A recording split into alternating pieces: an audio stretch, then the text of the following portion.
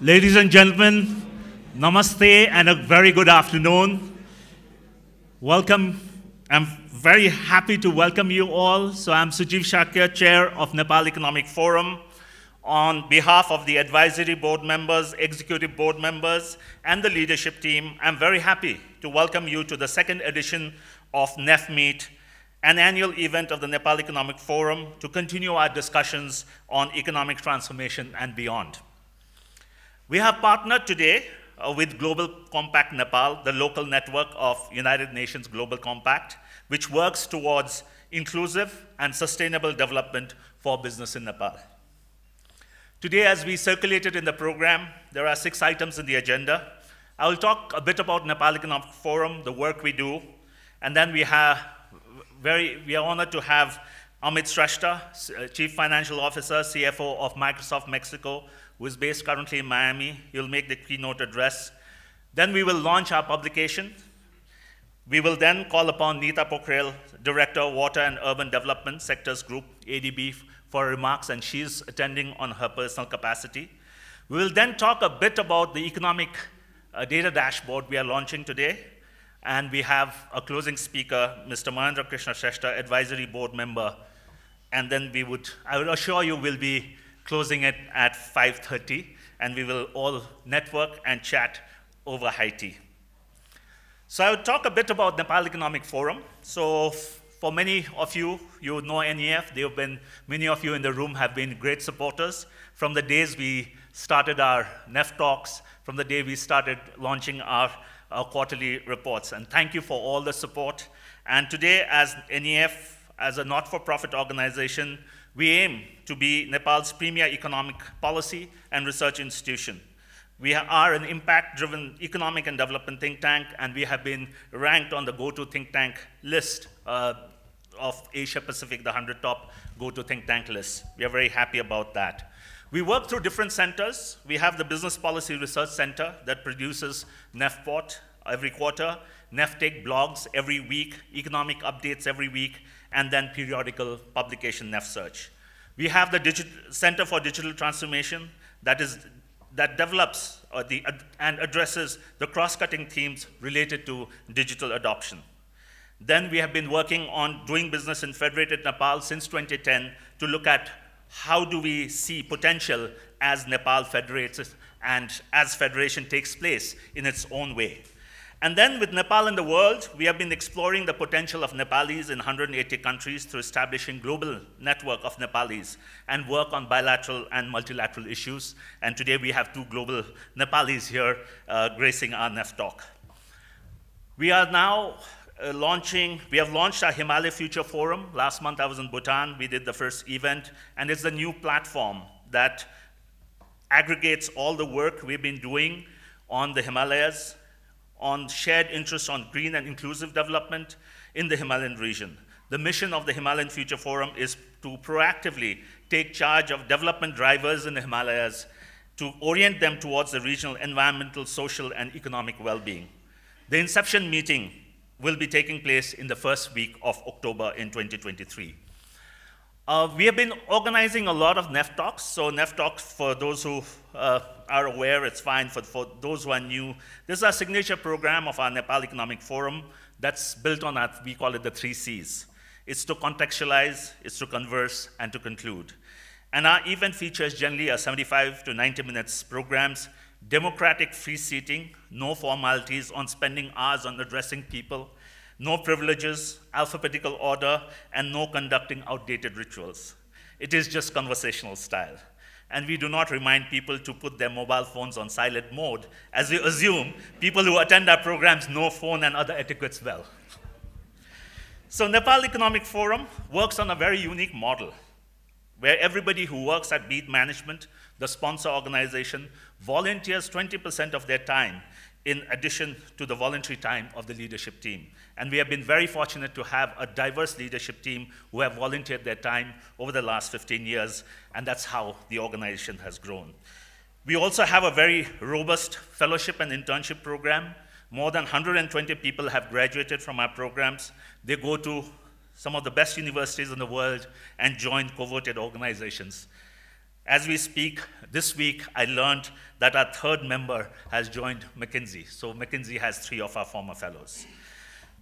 We work with our agenda for pushing private sector-led growth with capabilities for global leadership.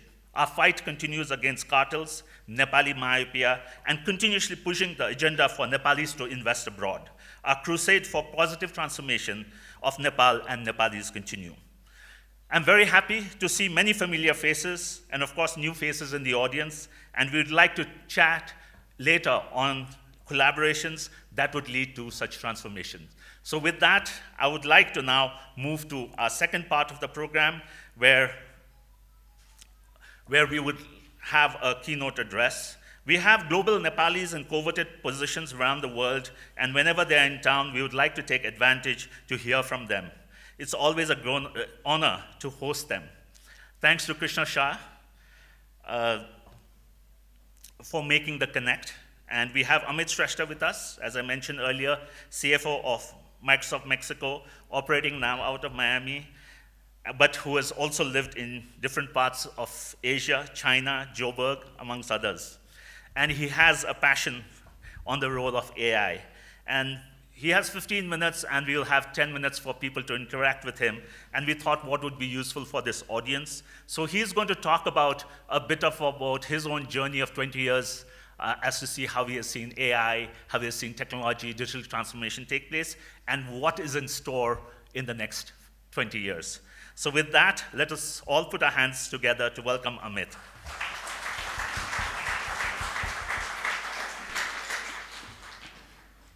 Can you hear me? Yeah. Much obliged, Sujiv Dai, Krishna, really much obliged. Again, it's my honor. It's my really humbling experience to come and share with you some of the things that I know, right? Just before I go, let me quickly introduce you. My name is Amit Shrestha, as Dai said. I've been in the technology industry for now 25 years. Of which 20 years in Microsoft, right? Right now, I am Chief Financial Officer of Microsoft Mexico. Before that, I was in Hong Kong, China, Taiwan. I was the CFO of that area. I was in Johannesburg. And I have held multiple positions within the US. I was the US public sector CFO as well. So I have a connection with the government as well for 5 years. That's kind of a bit of my history. It has been my honor to really go through the digital transformation journey over 20 years. It's a really humbling experience for me, and I would like to share that today. As Dai said, I think what I will really do today is first talk about my own experience, digital transformation journey, what you should do, what you should not do, blah, blah, blah, and then talk about AI and what future really holds for us, right? I'm not an astrologer. I cannot say what's going to happen, but we can share. Again, we're in a very early stage of AI journey. Just a quick, I just want to take a quick survey. There are a lot of things about AI. Do you think in next 2 to 3 years, what you do, your job will be transformed meaningfully because of AI? Yeah, I think definitely, absolutely, right?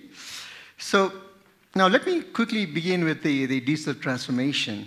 One of the things that we have learned from the recent pandemic, the global economic crisis, is that no country or no organization is immune to crisis. They are not 100% resilient, right? That's what you have learned. But at the same time, what you have learned is those countries and companies who are digitally fortified, they can rapidly respond to customers' needs and countries' needs. And the vaccine banoki, it's okay if I mix Nepali and English? Just to, and I say some English, okay, that's fine, right? Okay, thanks. So, the vaccine, when you talk about vaccine or how we respond to customers' needs or work from home, right? Those are some of the lessons that we have learned, right?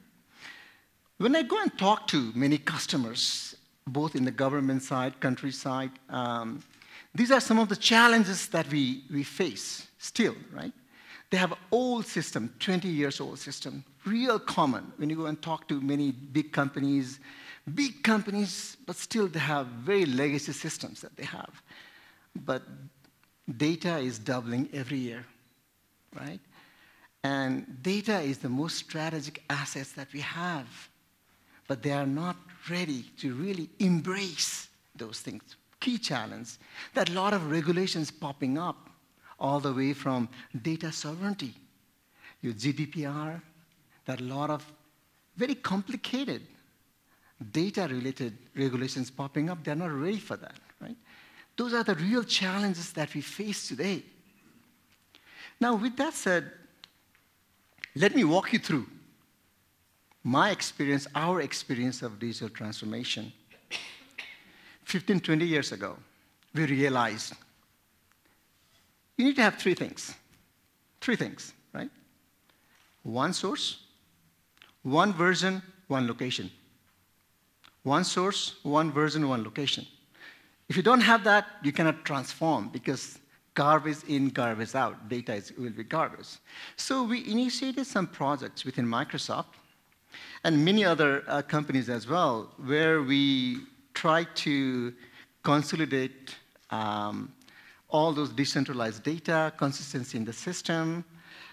Just to give you a context, Microsoft is a $200 billion revenue company, and we have 200,000 employees all over the world, over 150 countries. So you have to bring all of those things together, right?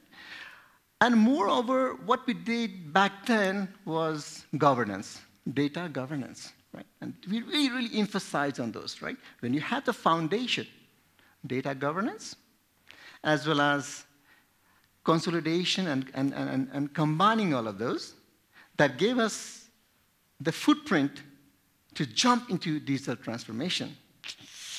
Digital transformation, man, is such a fancy word, right?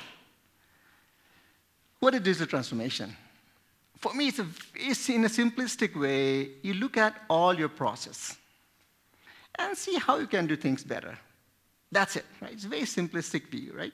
In a most efficient and effective way. So going a little bit technical, it's a journey of taking your data and converting those data into action in the fastest and the relevant manner while adding value. You have data, action.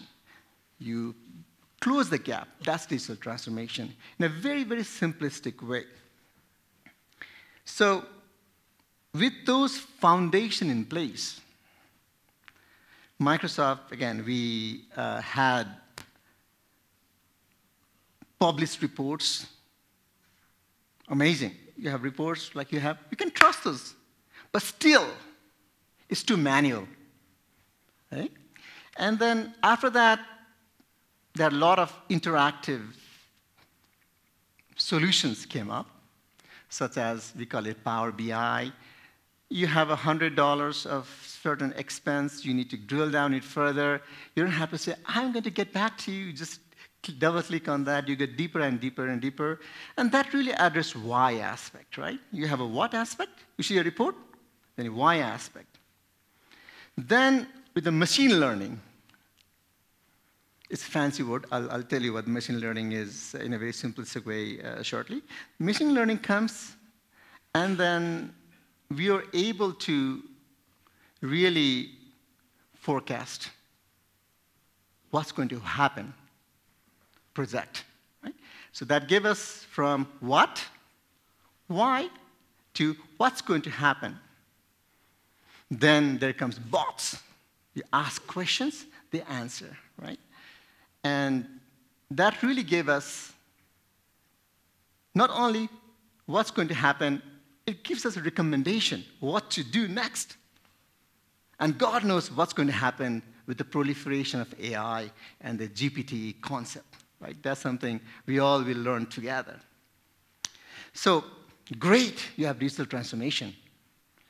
Why do it? Let me kind of focus on economics of that real quick, right? Let me categorize into three pieces, right? First piece is, what's the savings for you? McKinsey and all of, again, IDC, they all have done several studies, and based on our own experience, there's 30 to 40% savings, right? When you transition from your typical on-premise to cloud, 30 to 40% savings. It's a lot of money. It's a margin. In a margin business, 30% is a lot. And again, it gives you all the benefits, eh? So when you think about those 30% savings, people ask me, if I spend $100, do I get it tomorrow? No. You have to be realistic, pragmatic. The break-even point is roughly give or take year and a half on average, all the way from small business to the big, large business. Year and a half it takes to break even your investment. Why? Because what we call in finance as a double mortgage period. You have to run both the systems in parallel. It's a hedging mechanism, in a way, right? But in many times, you can really work with your cloud providers to invest, to mitigate, and marginalize those costs, right? So 30% savings, amazing. And in about 5 years' time frame, you will see the benefits. A little bit going technical. I know I see some finance folks as well. Cash flow, you see that in 5 years. Because of your inherited depreciation expense, for P&L standpoint, it might take a little bit longer because you have to depreciate your old machines, right? So it might take a little bit longer. But again, concept here is 30 to 40% savings, right? Second example, in terms of economics, our own journey. Historically speaking, in Microsoft, the headcount really increased in lockstep with the revenue. Revenue grows 20%, headcount goes 20%. And 2008 financial crisis hit. Then we changed our model. Fast forward, since 2008 Great Recession, taking Microsoft as an example, or I can take any other examples as well, other high-tech companies, revenue is 3x. Headcount, finance support, relatively flat. You think about it. Revenue like this, headcount flat, thanks to digital transformation. Third aspect that we can all relate to is GDP. How technology really impacts GDP. Think about this. Printing press. It came 1400 or something. Before printing press, our GDP was flat. Hey, every 100 years, a little bit here and there, but it's flat. Printing press comes in, it proliferates. All the education platform shares knowledge, then every 100 years, it doubled. Then steam engine comes in, and it changes much more further, and our GDP increased 4x, right? Every 100 years. Last century, technology comes in. Guess what? GDP increased 20x. That's the power of technology, 20x, right? So now, as we go into the era of AI, what might happen? Time will tell us, but again, all the reports that we read from McKinsey and all the big consulting firms, annual net incremental benefit to economy ranges between $3 to $5 trillion. That's the size of a decent-sized top 10 economy in the world. Again, $3 to $5 trillion of net incremental contribution to GDP. I think 7th rank, one of the top Asian countries comes into my mind. India is somewhere around 8th, 9th, right? I think that's kind of really good. It's the size of a decent-sized economy. That's the contribution, right? Now, with the digital transformation and the economics,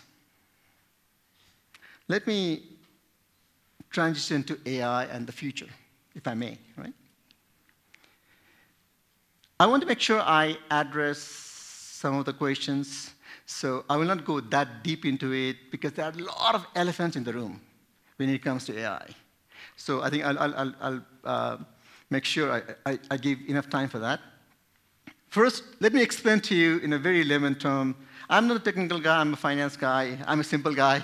So let me explain to you how I really internalize and interpret AI. AI is essentially when the computer can mimic human cognitive functions like thinking, listening, learning, problem solving. That's AI in a very simplistic way. Right? Many times I get questions, is machine learning and AI the same? Yes, but machine learning is a subset of AI. Machine learning is basically the computer models that you have, mathematical models, and it learns by itself, and it projects certain outcome. That's machine learning. Now, there are a few things that's popping up nowadays, right? ChatGPT and all those fancy, cool stuff, right? Behind that, what they call as, it's a fancy word again, LLM, large language model is behind it. People call it deep learning. I know we have some PhDs over here, so I will not go deep into it. But again, in a very, very, very simplistic way, the LLM is large language model, tells you, it's really into three different areas, in my view, right? First is simplistic way of thinking about single query model. You have Siri, you have Alexa, you talk, hey, Siri, call this guy, right? That's one way of thinking about it. It converts your voice to text and vice versa, right? Second is when you tag, I think probably you all have Google Pictures, and when you upload in your Facebook, it has a tag into it, and it recognizes it's a dog or a cat. Right? That's another way of thinking about LLM. Last but the third aspect of LLM is the ChatGPT. I was surprised, like when it came out, Nepal was, as a percentage of the user base, Nepal was one of the highest for a lot of regions. Essentially, the whole notion of the ChatGPT concept is it predicts what the next sequence of words really going to be, based on very, very deep learning behind the scene. Before I go to the next, again, what the use cases of AI, let me kind of throw one quick statistics about sustainability, right? You go and search Google, right? Where's Jack and Eddie, right? Who should you buy? Every time that you search, my simplistic view is it takes 60 watts bulb. You can light the 60 watts bulb for 17 seconds. Every time you search, it consumes energy. Now think about it. How many searches that we have on a daily basis throughout the world? I think I read 8.5 billion. That's the impact of the energy consumption because of the cloud that we all enjoy. And I'm glad, again, Krishna, again, Microsoft is part of the Global Compact. And so we continue to look forward in the sustainability journey. Now the next question is, what are the use cases of AI? You may have heard a lot of things, but let me kind of put this into two buckets, right? First, what we have been using as a technology industry. Second, what I'm really excited about going forward. Some examples include, again, we have in Microsoft, as an example, we have hundreds of thousands of contracts every day. You have to read the contract, interpret the contract, AI does it. Right? Second, again, when you have $100 to $200 billion in bank, you have to manage that. All the hedging, risk, everything is done by AI. Right? So those are some of the very simplistic examples of how AI we are using. And my humble opinion is AI will impact almost every aspect of our life, my humble opinion. So what am I excited about AI? Two things, education and healthcare. Healthcare,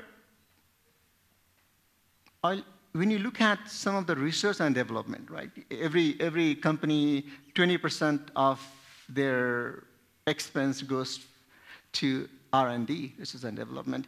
And on average, it takes 20 years. 20 years to develop a product. With quantum computing, that 20 years could be, I don't know, God knows, a few days. I'm being pretty dramatic over here. Those are possible. Second is education. Yeah, we have Khan Academy and all of those things, but we have a real shortage of teachers in the world. And with the proliferation of the mobile devices across the world, education is really going to benefit. That will really, really, really bring the rich and poor, the inequality that we have to the degree that we have never experienced before. That's what I'm really excited about, the AI. I can talk about technology again forever, right? But those are the things, right? Last but not the least about AI is we have to be in control. Human needs to be in control, right? And probably we can do some Q&A on this one, and we call it co-pilot.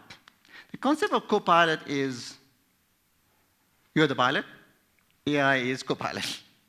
That's a pilot. Microsoft term, and if you go to Google, if you go to any other things, they have a similar way of thinking about the AI. So what is Copilot? Copilot essentially is you embed the AI within your existing products. From Microsoft standpoint, Excel, PowerPoint, you name it. And you have a chat functionality that really gives you things that you have never been able to achieve before. Usually I go and present what it can do. I'll give you a simple example. Imagine you have a PDF file, 150 pages of PDF file about, let's take sustainability. You have Word documents, you have this, you have that, 6, 7 documents. And I have to go and present to our great Mr. Sujit Dai in 5 minutes. You just have to type. In this case, PowerPoint. There are 5 different documents. Prepare me 5 pages of presentation. It does that, right? Just imagine before this whole concept of Copilot, what it used to be. I've done that many times because I have to go and present many times, right? I don't have time to go through it. That's the revolution that is really we have in front of us, right? So let me close, Sujit, and probably, again, we can, hopefully I can address some of the elephant in the room. What are the lessons learned? First thing is, I know it's about technology, but more than that, it's about the culture of your organization. Culture is key. Second, there are no shortcuts. If your data is garbage, everything is garbage. Don't forget that. So you really need to make sure that, again, I see, again, a lot of organizations. So, that's the second thing, right? Last but not the least, I would say is, in terms of lesson learned, the barrier between IT and the other functions are gone. It's really gone, right? So those are my top 3 lessons learned, guys. So I can open up and... Thank you. Thank you, Amit.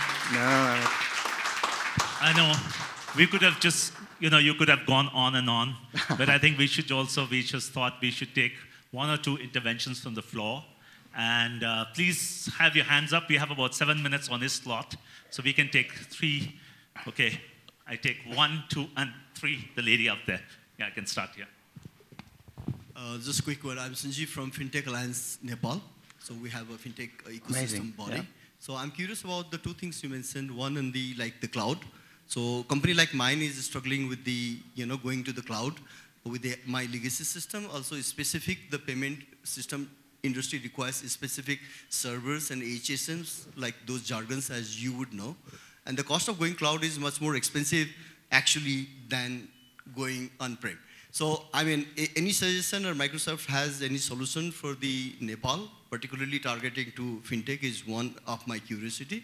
Second, on the AI, I mean, we have to live with this, knowing, this is the disruption, particularly with the GPT kind of stuff that is, taking up.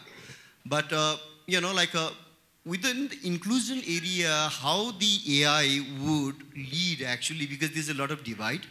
So within the inclusion, how would you see the innovation or the research Microsoft is carrying out that would reduce the gap, particularly through the enablement of the AI into the inclusion? Thank you. So let me, I think you have two-pronged question. Let me see if I get the question. First is about cloud economics, right? I would love to understand more, but, and again, we have the representatives, I think, in Nepal, Tuladadai, right? Just so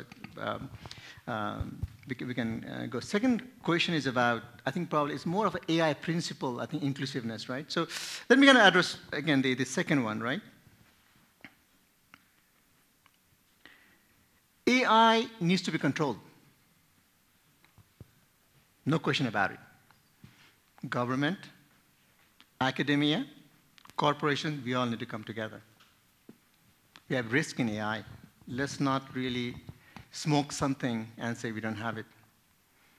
Key challenges that we have are misinformation, biasness, employment going away, and terrorism, cyber terrorism.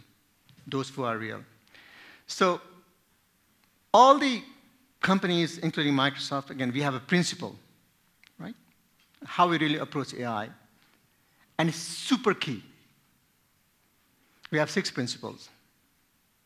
It has to be fair. You have to hold people accountable. It has to be reliable. It has to be transparent. It's not a black box. It has to be inclusive in nature. Last but not the least, you have to respect the privacy, right? And so we are in very early stage of AI. We haven't even scratched the surface. So we have risk. All the government, private sector, public sector, we need to come together. At the same time, all of those companies who are really going after AI should embrace those principles in designing and going forward. Thank you. We have a question. Hi. Cool. I have a two-part question. As somebody whose knowledge in economics is pretty rusted, I'm kind of interested in your viewpoint on how Jeffrey Hinton, who I believe is, an ideal in the field, who was the person behind neural nets. So he has recently, in 2023, I suppose it was May, left Google because what he's seeing is with the introduction of ChatGPT, BARD, and all of this, he sees that the risk is higher. And again, he's a psychologist, so his take on how human biases can affect the models. That's one part question. And then the other one, given you're a part of Microsoft, what I would want to understand is, firms like JP Morgan, they've started their own version of ChatGPT. So how do you think this is going to affect the AI as well as the finance? Yeah, great. I think a two-pronged question. Let me kind of rephrase if you agree. Your first question is, will AI destroy humanity? Is it fair? I'm going extreme, right? But I think, yeah. Second is, world is transforming with AI. So let me try to address first question, then let me know if I address the second one, right? If we believe AI is going to destroy humanity, I'm going extreme. We should not do it. Stop it. Right? However, we believe AI is going to bring more goodness to the society than not. And it will be abdication of our responsibility not going with AI. We can deal with powerful technology. We can. Think about this. When electricity came out, man, people die because of this and that. What we did? We came up with the electric grid, right? At the same time, nuclear. It came, it's going to destroy humanity, Hiroshima, Nagasaki, so on and so forth. What we did? We had proliferation. We can deal with powerful technology. So my humble opinion is we have more goodness than bad. Yes, I gave the 6 principles. We need to really make sure we do it.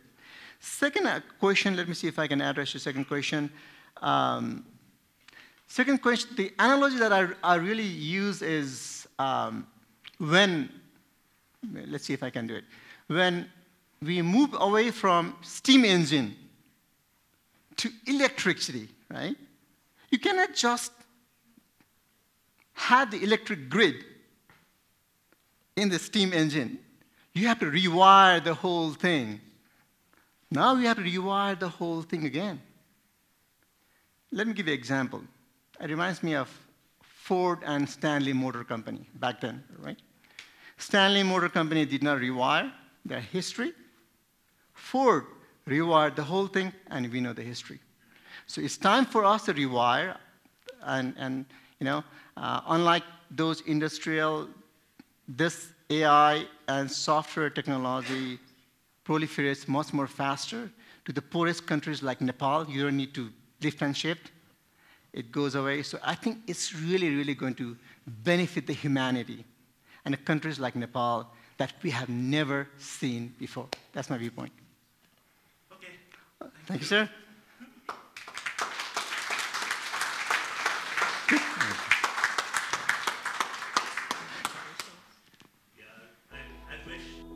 Have Amit continue, but we have other items on the agenda, and Amit is around. Please do see him, and you get a chance to interact with him. Thank you very much for your perspectives.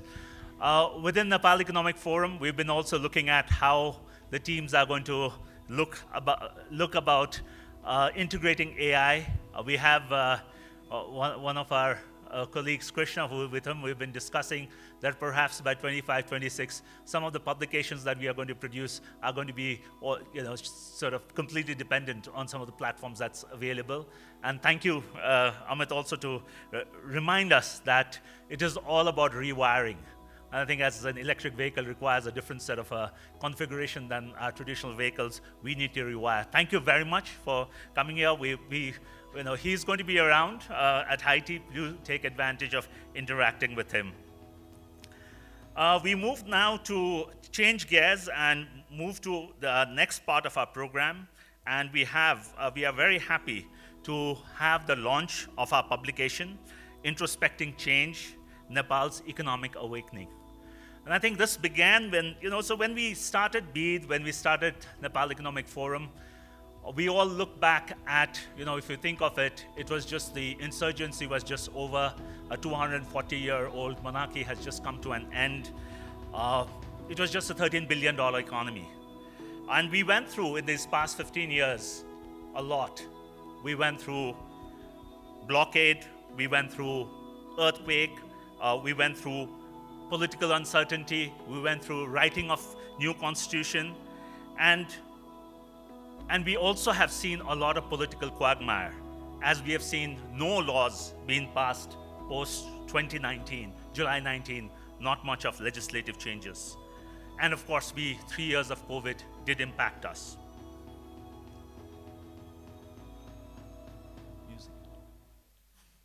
Thank you. And so we also thought that, if we see the past couple of, so since last year, we see a lot of negative stuff that's coming up. If you read the papers, economic crisis, and the barometer of crisis changes. At times, it's like because there is too much of liquidity, there's a crisis. There's no liquidity, then there's a crisis. There's too much of foreign exchange, there's a crisis. There's no foreign exchange, there's a crisis. So we keep having so much of crisis, and we said that let us look at the positive transformation of Nepal. And we are trying to look at how Nepal has transformed. And if we could remind ourselves, we used to sit with load shedding schedules. We have just forgotten about it. In Nepal, I will say we suffer from mass Alzheimer's. We forget things very quickly. And we used to sit with load shedding schedules. And if you think 15 years ago, you can imagine, that buffering that used to come. You want to load a YouTube video, and all you see is that thing round and round and round. That's what we all experienced. And we wanted to, you had your phone, you were carrying a phone bank, and you're carrying power bank, you're looking for outlets, and so there's so much, but so much has changed, but I think we take change for granted. And we said, okay, let's look at change and let's see that what are some of those changes that has happened. If you drive around Nepal, if you see the number of hotels that have come up, the number of eateries that have come up, it's so much of fun nowadays traveling in your own country. Let's not forget, before 2007, even if you wanted to travel, there were so many places that the army used to check or the Maoists used to check you, and now that's all gone. And we tend to forget about these things. And we said that let's look at all these things and to say where the transformation has happened. We have seen people going out. We've seen more women in the workforce. The same event we would have done 20 years ago, we would be 2 women sitting. Today we have so many women. In our team itself, 2/3, we always have to hire men to ensure that there's gender balance because we always get complaints about that. That's how things have changed. And so how do we look at these transformation? And so we came up with this publication, Introspecting Change, Nepal's Economic Awakening. And I would like to thank, here we have Sarita Ramamurthy, our editor is here, designer Pavitra, Dipesh, it's on Thupre, so this is the first publication we are putting on sale. Hopefully we can sell some. And I would like to thank our 2 coordinators who put in a lot of effort, Nasala Maharjan and Sakshish Singh, and for their tireless effort to make this dream a reality. And I think today we said we will launch this in a different way, the publication, because what is required to produce is not money. Because we've seen, thousands and thousands and millions of dollars being poured into projects and programs and reports, and what do we get? And we said that passion is more important, and the inside call on doing something, getting teams together, and that's more important. And the team has been very lucky to get guidance from a lot of experienced people. For instance, in the financial services sector, we have Sunil Kesi and Vijay Bahadur Shah here who help the finance team. We have the Ajay Bhattacharya here who has the agri team. So there are many people who helped different segments of the team to work on this. And so to launch this, I would call upon our team members. Some of them are not here. Some of them have already left for their further studies, but they will join here to just show up the copy and to launch this publication. So I will call in. So Ashish Gupta is not here. Katya Mishra, Karun Dhakal, Nasala Maharjan, Raju Dhantuladar, Rojesh Bhakta Shrestha, Sadiksha Sanjel is not here, Sakshi Singh, Sudeep Baju, Sugam Nanda Bhattacharya, and Sukirti Shrestha. So we can all stand here and maybe raise this, and the publication is launched.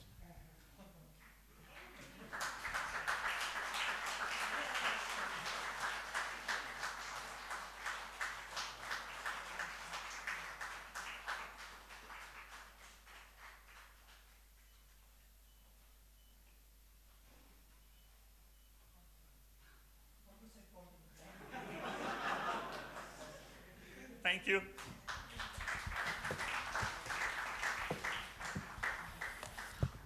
So here's a bit of sales pitch. It's priced at 1,000 rupees. Today, whoever is attending here is going to carry a copy. This is complimentary. Hope you'll convince others to buy the copy, and your organizations are going to buy more. This will be available on Thupre platform, so you can just order and they'll deliver to your office. And we hope that this also begins our new segment within Nepal Economic Forum, the publication segment, because we have some great people who are writers, part of our team, and a deep sense of experiences. We have now Amish Mulmi, who's a senior fellow, who's done some great books. He's writing. We have others also who write. So we hope that this publication segment is going to increase doing more in the days to come. So with that, I'm just looking at the clock also, I'm right on time. So we move on to the next item on the agenda. We have Neeta Pokhrel, director at ADB, another global Nepali, she will share her thoughts on her personal journey. I know Neeta for many years, I think more than 2 decades, and we used to always talk about what the potential of Nepal. And I think it's also the publication and all this is apt because perhaps she left Nepal moved out of Nepal into Manila the same time that we began our publications, but she was working on Nepal. She's seen the transformation. Every time she comes, we've been fortunate to spend time together and discuss about the transformations that are happening. She will talk about the past, but especially on the future, as we always have conversations on the future of what is water going to do? Is that going to impact migration? What is the impact of climate change? What is about climate resilience? What is about stuff around digital transformation? And those are the ideas that, the thoughts that Neeta is going to share. Once again, she's here on her personal capacity, and she will deliver her remarks in 15 minutes. And again, like last time, we could take 2 questions from the floor. Over to you, Neeta.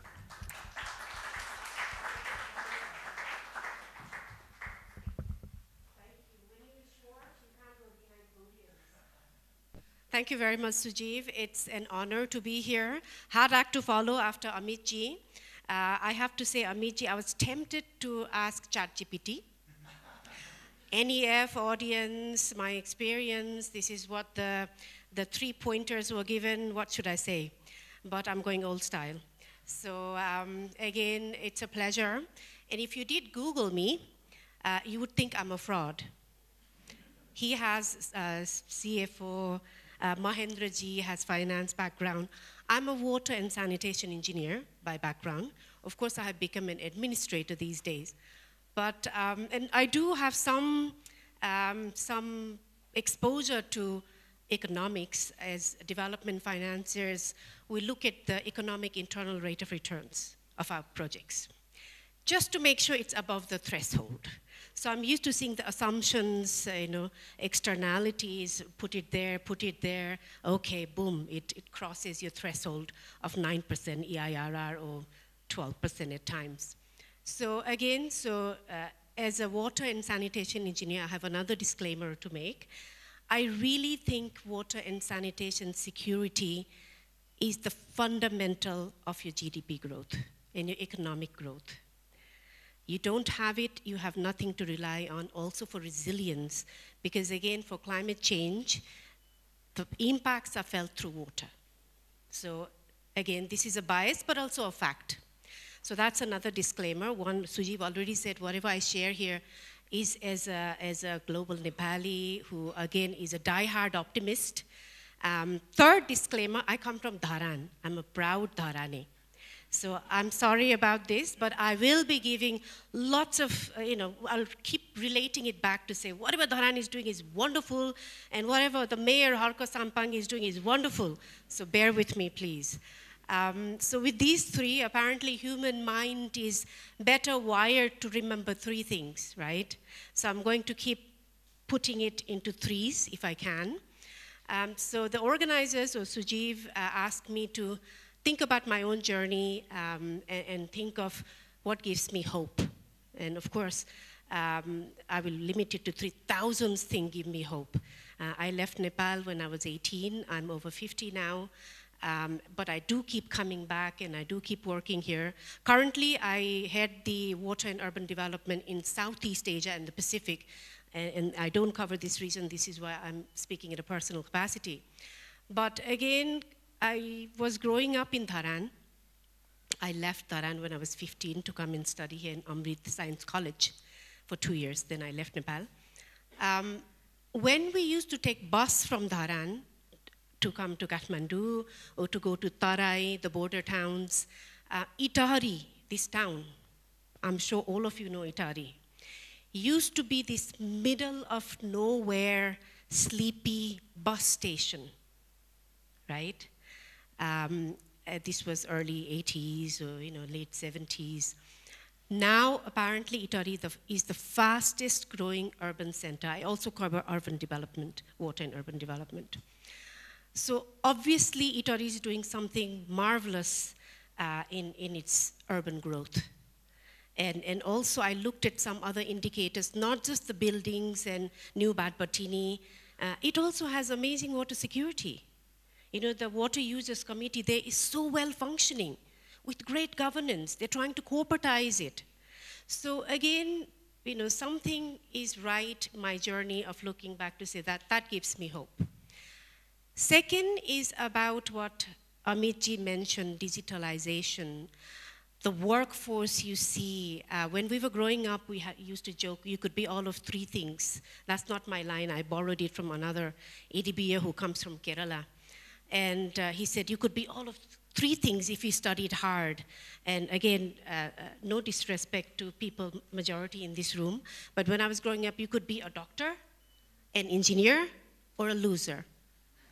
So we had no choice to do we couldn't even imagine a profession in anything else. But look at the room now, look at the youngsters. I spoke at Kantipur Conclave 3 years ago, just before COVID. And the youngsters, what they're doing, I met somebody 24 years old, just finished graduation. And I said, Baini, what do you do? And she said, Didi, I get ghee from my gaon, and I package it, and I sell it on social media. And she's making great returns. And she's doing 10 other things, all based at home. As a professional woman, as an engineer, I by and large go to a rooms and it's just filled with men, by and large older men, because our sector, water, urban development, really lacks in them, right? And we would have thought COVID, people kept saying COVID really impacted women's employment. It's not, it really helped women's employment, because we could work from home while our kid is playing here, while we can pick up kids and use flexible hours. So that really gives me hope. The young generation, we are a young country, we can get into digital world, we are well connected, and look at where we could go with that potential. Third hope is maybe, again, there's just so many to pick from, but I would say, what did I write in my non-digital analog note? Because again, there were thousands. Okay, the third hope is livability as an urban development professional. We took Patawa here today. Okay, we do online shopping. I come here for 2 months, we're still working. I work from here. Great internet. Anything you want is at your beck and call. So, of course, if you look at the darker sides, again, on employment, look at the flip side of it. A lot of us are still migrating. I have migrated for economic opportunities. I'm one of them. But again, just think of the livability this has increased, and again, the potential of what our cities could do, the engines that they can become. So these are the three hopes. Now, again, it's, let's look at, Sujeev had also said, what do you think about future and needs of urban centers? So again, the future, what we could do better, again, as a diehard optimist, I would like to recast it as what's not broken, but what we could fix more and channel more, is the lack of localization of resilience concept. I'm also one of them. I did my engineering, my bachelor's degree in early 90s. Climate change was a bird, was something that was just not our problem. Somebody else will deal with it. And even now, as engineers, we are building. I used to work quite extensively in South Asian countries, and now I work in Pacific, Southeast. By and large, engineers like me, who are trained in, before last decade, we think, again, we will just build first, shall we? We will just, again, urban development, even Itari, Dharan, where I come from, or many other places that I see, Kathmandu, just look at the outskirts, as if there is no tomorrow. And just yesterday's news, China hit over 51-point-some% Celsius temperature, right? Growing up in Dharan, I had never felt heat when I was growing. Kathmandu, whenever I come a lot, it's my home. My parents, my entire family are here. We did my Chora's Bartaman, he's sitting here. Some time back, this is our home. I'd never felt this heat before. Pakistan, last year, many of you would remember, there was these floods, wiped out double-digit GDP. You were all sitting here. Asia and the Pacific region where we belong is the most climate-impacted region in the world. We are the most populous, most water scarce, availability of water already per capita is least in our region. If we are to, Nikoji is here, he would probably correct me, don't yet, I'll come down. With 2-degree temperature rise, we face, again, don't quote me because there is a controversy, and as a financial banker, we also say, show us the credibility. I think I had a chat with my World Bank counterpart. Before I took this role, I was the chief of water sector group, and we always laugh to say, let's not distort numbers and create alarmism, because again, people seem to just take those and run with those numbers. But we are facing a wipeout. If 2-degree temperature rise, we are to hit within the next decade, 12 to 15% GDP wipe of our region. There's no tomorrow. There's no time to just build and climate proof. So again, this concept of national governments have been leading climate change agenda.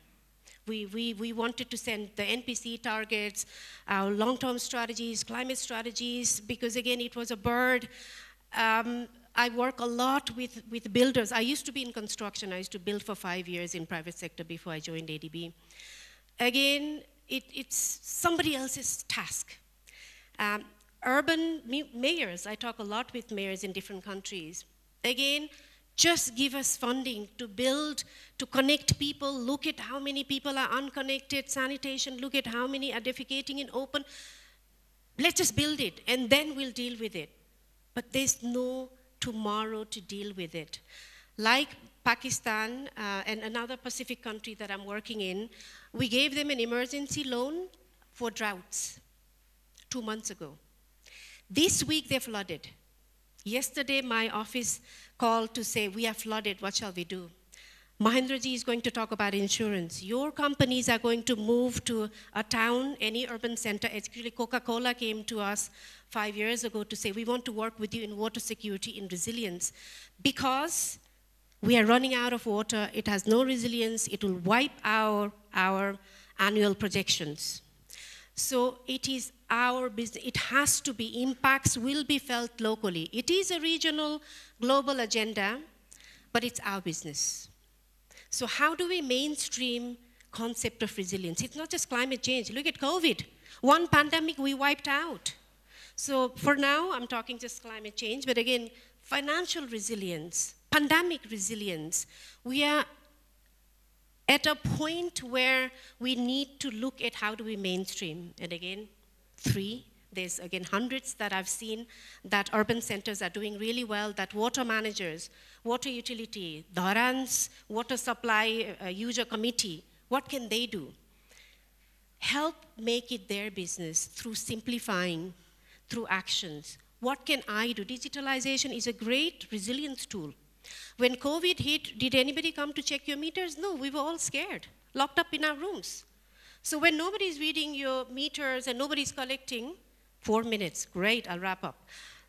How can the utilities survive? What can mayors like Horka Sampang or mayors of Kathmandu do? What is their action? What is your action? Businesses, looking for financing to chip in, because again, insurance can only drive so far. We will be uninsurable pretty soon, right? It's just the adaptation gap, if you read an IPCC report, is increasing, and it's so costly we won't be able to adapt anymore. So all the companies, Microsoft's, Google's, your companies, your urban centers, insurance costs will be so high if we don't join this ride to mainstream resilience. So localizing it, showing what would be the action, what can we do, number one. Number two is data information, so it's great to follow Amitji. And as he said, there is so much data, it doesn't become information.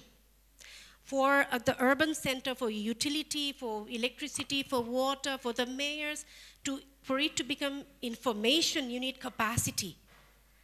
And we see rapidly people building that capacity, that wiring you talked about. You rewire your room. Again, people like us, Neanderthal engineers, we are so scared. You know, we have to throw our engineering books. We are used to designing sewage pipes with factor of safety. Factor of safety is gone. In Pakistan floods, it was 1 in 500,000 years flood event. And there'll be more and more and more of that. We cannot design for 1 in 50, 1 in 100. We have to take a risk-based approach. So building that, make data available, invest in entrepreneurs who are working on digital economy, give it freely, work on digital regulations so they can get sooner, so at least in their planning, they know, if I know, for instance, a country I work, Tonga in the Pacific, they have just passed a law in the parliament that they will use the multi-hazard risk assessment as the foundation of any planning proposal. You know, if we had done that before earthquakes, if we had known, you know, our glaciers are melting, if we know how fast they're melting, will it hit, how much water is actually available in my town, the mayors will be well equipped, but data is not enough, it's out there. You know, satellite imagery can tell you where your septic tank is these days, how much salinity is coming into your septic tanks. But again, it's not information that they can use, it has to become information. Finally, again, coordination, coordination, coordination. I see a lot of organizations here, people like the MDBs, multi-development banks, government, private sector, banks. You know, if somebody's building road, they could be cutting your water resources and the whole hill can be slumping down and closing off your river. I see that a lot when I go on the way to Muktinath, many other places, because we don't talk to each other. Even I give you a funny example. I was talking about how water sector is so fragmented, and one of my clients laughed and said, in his country, the birds, when they are flying in air, are a responsibility of one department. When the birds land, they're the responsibility of another. So we are all like that. You know, we don't talk to each other, we don't coordinate, so coordination is important, rewiring, and again, making it everybody's business, because there's no tomorrow, there's no technology that can solve it, and we can't all move to Mars. Thank you very much for this opportunity. Thank you, Nita. So we'll take 2 questions from the floor. So I know there were people who wanted to ask questions, and I know we can 2 hands up and.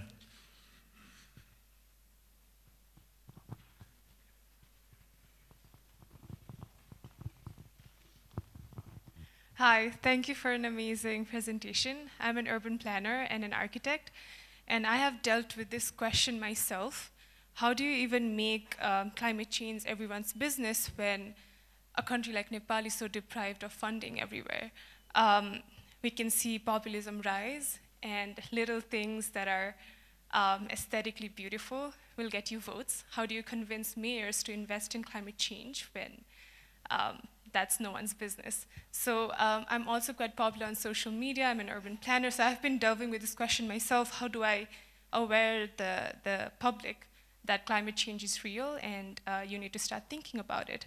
I was expecting you would share a few examples of a city like maybe Kathmandu, and how have they worked in making climate change everyone's business. I would love to hear from you. Thank you. Thank you very much. $1 million question. It has to hurt personally. I'm sorry, we are human beings. As much as we say we will look at collective good, my personal experience is we don't. If you think of CFCs, how did CFCs become ozone hole, became so personalized? Because we said, you will get cancer, your family will get cancer, and we all sit up, right? Right? So again, it hasn't hit home except for Pakistan. 2 double-digit of the economy wiped out. You are these millions and millions and millions of people. So maybe we have to work on tools. Again, it will hurt businesses because they will be uninsurable. So the problem is, how do we do it before it comes to that point of crisis? It is a crisis. It's an existential. No development, no financing is going to help us until we start doing it differently now. Because again, the cost is so high, it'll be undoable. But how do we personalize it? Maybe, yeah, you take them on tours and show them the glaciers actually melting. Data and information really helps. Access to data when you can really see how it's hurting. Tomorrow, you're building a well, 2 years later, that well will dry up. You project that, show it on the screen. I'm working with this, he's called Mr. Toilet. He's based in Singapore, Jack Sim. So we are developing with ADB, we are supporting his company to develop an act, which then he's a great convincer. He's convinced people to invest billions in sanitation.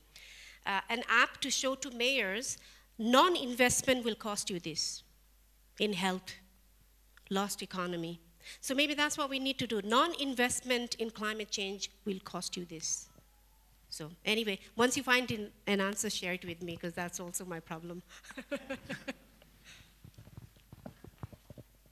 We can take one more question. If there's any pressing question from the floor. We'll see if there's anybody else.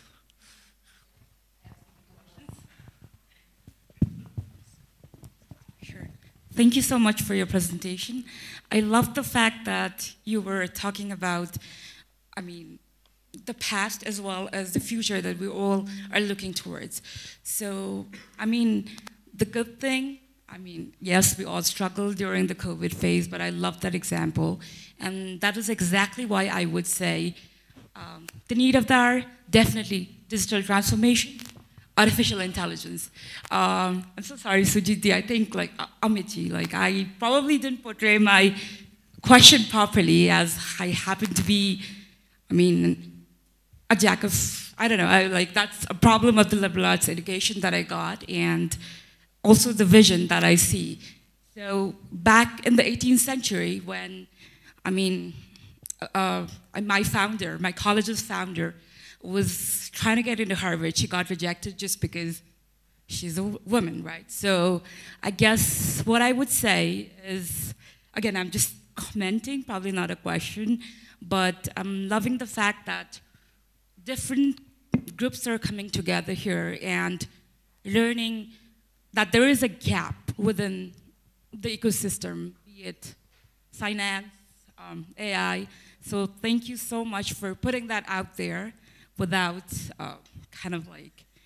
being honest to yourself and your passion in climate change. I guess I did not have any question, but yeah, thanks. I can make a last comment on that. Thank you very much for that question. The vulnerable are most impacted by climate change, very, very disproportionately. So maybe again, how do we, anybody who cares about increasing inclusion, anybody who cares, there is a calamity, the rich again, who Elon Musk is trying to sell tickets to go to Mars. The really rich will probably go to planet B. We are stuck here in planet A. The vulnerable are the first who get wiped out from the river.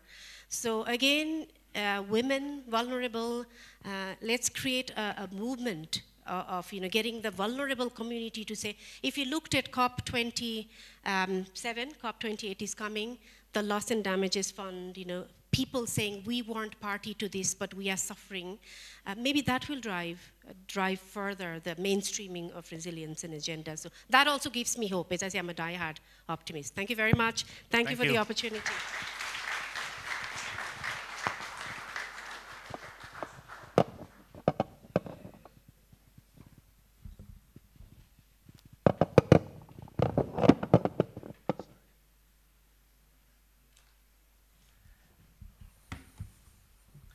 Thank you, Neeta. Yeah, there's a lot. This has been pretty power-packed, but the way we had selected also the two speakers is that to dovetail into what we are trying to do on positive transformation. And we had Amit talk about digitization, digital transformation, and AI. And then the second major issue that is coming up in the years to come is on climate change, water, and Neeta is at it. And thank you very much for your own perspectives and your journeys from Dharan and how it has changed. And this is something that we keep discussing in terms of how we do not realize the transformations that are taking place. And as we travel through Nepal, we see a lot of those transformations. And there are various aspects to those transformations, and we are continuously hearing those aspects. So along with tying to the issue around transformation, we go into the next part of the agenda, and we are going to share our economic dashboard, and we launch our economic dashboard, NEFmeet. And again, we tie this in because whenever we are talking about transformation, we do not talk about, we do not speak through data. And in Nepal, we talk a lot about negative stuff. And I remember in this same place about a couple of months ago, we had Teresa from IMF and Alice Brooks from World Bank. We were here talking about how data speaks. Because as I was told, some Netscape founder said that, you speak through data. If it is opinion, take mine. And in Nepal, if you read a news item, you'll say, oh, there's a crisis. But why there's a crisis? Because the president of this association said this, president of this association said this, and because all these 6 people said there's a crisis, there's a crisis. But is there some data that talks about crisis? And this is something that is also bothering.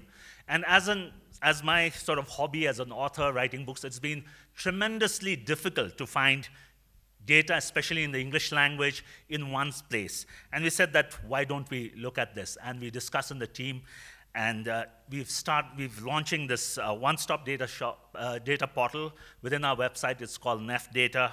And it is a joint effort of many people over the past 2 years, and I definitely want to thank each one of them who have been involved with this. And we are also glad to have a smart solution represented by Neeraj Gorkhali, who also spent many, many months working with us on this. This is work in progress. We are going to update this, but the objective is that if you want data in English language, and if you want to see it in real time, in the sense that it is not that it's a 2018 data or a 2017 data, but you want to see the 2022 data or 2023 data, that's what this portal is going to provide. And we are, over the period of time, going to link this up with the Nepal Russia Bank, link it up with the Central Bureau of Statistics, so that this updates itself over the years, and this becomes a one-stop shop. One of the reasons we also developed this was that we get a lot of emails on info@nepaleconomicforum.org, where the people say that, why can't you do a data portal? Because we are trying to do research, and the only place we found that was in the NEFport or in a NEFtake that we have produced. And so why don't you put up a data portal? So that's also in the, as part of the public service, we are putting this data up, and we are very, very happy to launch this today. You can access it later on. The QR code will be up on the screens. You can scan the QR code, and you can be part of this data portal. We want to look at this also from a design perspective. It's a very simple design. You can just click and see. You can find relevant notes. You can find, also it's very interesting that Nepal is the only country that decided to have a fiscal year that begins from nowhere and ends nowhere. And it's very difficult to sync with, global data. And this is one of the biggest challenges, but that's also been good business for us.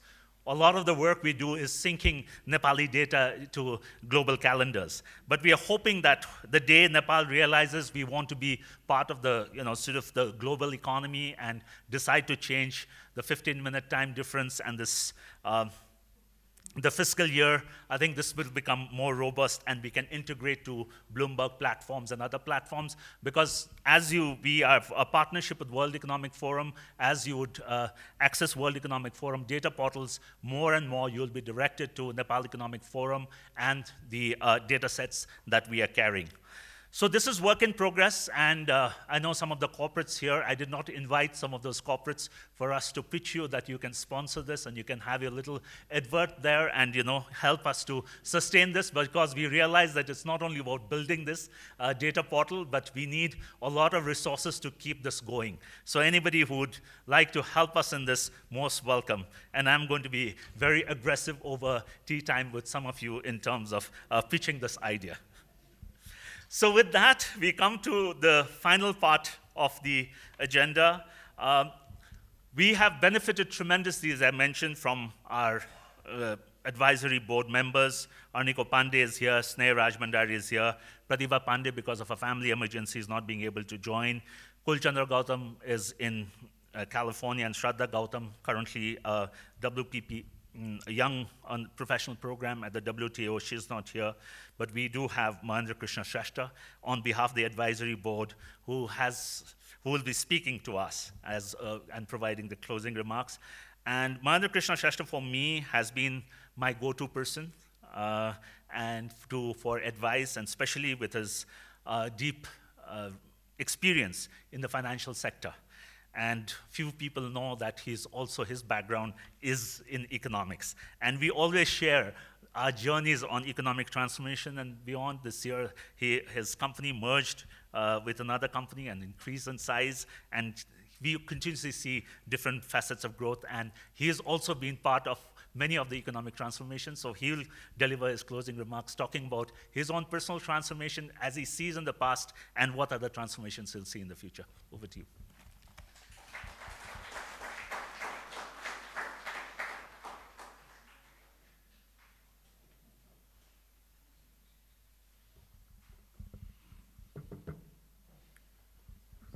Thank you, Sujeev. What an extraordinary afternoon this has been. This is all about challenges, hope, and transformation. Good afternoon, ladies and gentlemen. I extend my sincere gratitude to Neeta and Amit for their thought-provoking and inspiring sessions. You touched upon areas which are vital to Nepal's ongoing transformation. I congratulate the entire NEF team for the successful launch of the NEF publication, Introspecting Change, Nepal's Economic Awakening. This publication is a remarkable compilation that highlights the significant progress and transformation that Nepal has experienced on multiple fronts from 2006 to 2021. It also provides valuable insights into our position in the global landscape and emphasizes on the essential ingredients we must focus on to create the future we wish to see, live, and work in. I commend all the contributors and the copy editor for their valuable contributions. Allow me to share a brief excerpt from the publication. Quote, Nepal's economy has undergone a remarkable transformation over the past 15 years. From a modest economy with a gross domestic product of US $9.04 billion in 2006 to US $36.28 billion in 2021, and remittances from 16.06% of the GDP to 22.66% of the GDP in 2021. The country has experienced exponential growth, with the GDP reaching 40 billion in April 2023. However, despite this rise in income and asset value, a prevailing pessimistic sentiment has permeated the popular discourse on the economy, unquote. It is worth noting here that Nepal has received a significant amount of inward remittance, with the figure reaching US $8.2 billion in 2021, up from just under 1.5 billion in 2006. I would like to take this opportunity here to acknowledge and honor the hard work of the young men and women who labor overseas, making substantial contributions to Nepal's economic transformation. However, as more Nepalese seek opportunities abroad, we must address the challenge of creating more employment opportunities within Nepal to retain talent and workforce here. Nepal has undergone a fundamental transformation in the past decade, not only in terms of economic discourse, but also in conversations surrounding citizenship rights, gender equality, and global participation. Our nation is more future-oriented and rights-aware than ever before. In the financial sector, where I started my journey 30 years ago, significant transformations have taken place. Personally, I have led some major transformations, both in a commercial bank and in the insurance sector. Exactly a year ago, as Sujib mentioned, Himalayan General and Everest Insurance merged, forming Himalayan Everest Insurance on 17th July 2022. The merger marked a milestone as the first of its kind in the insurance industry in Nepal. While culture, behavior, and economic habits may be challenging to change, they are not impossible to transform. Every day we encounter individuals, including those present here today, who are making changes that were once deemed impossible, leading initiatives that nobody thought would be funded, and altering metrics that were considered too difficult to change. Each of us, in our own ways, accomplish the seemingly impossible in our boardrooms and through our laptops. Although the private sector often perceives the regulatory environment and the government policies as slow to change, progress has been made.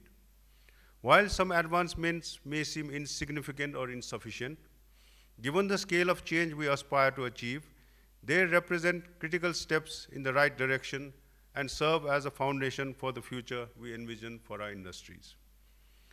While many challenges lie ahead, we must stay focused on the future we hope to see in Nepal. We must persistently articulate our needs, coordinate our actions, and catalyze change.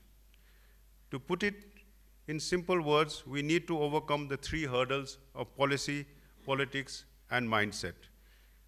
I firmly believe that Nepal Economic Forum, Global Compact Nepal, and Himalayan Everest are all working towards a common goal, fostering a growing and vibrant economic climate in which Nepal can thrive. Dialogues like this and initiatives such as NEFData play a pivotal role in recognizing the changes that have occurred, addressing the changes that are needed, and investing our time, energy, and resources in creating a brighter and more prosperous future for Nepal. It has been an evening that provoked thought and inspiration. I express my gratitude to all of you for joining us today. Thank you, and have a transformative evening.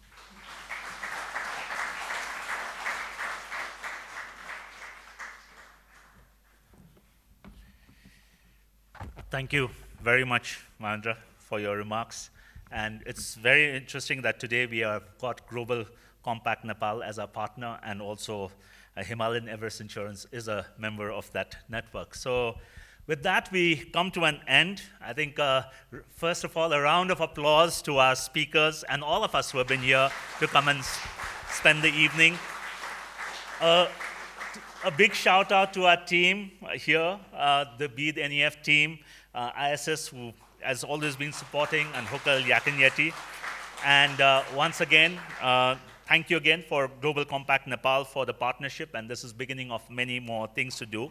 Do join us for high tea and continue the conversations. And when you're leaving, there's a copy, the copies of the publication are available. Do take one copy of it, and please do order more through Thupre. Thank you very much, and have a good evening.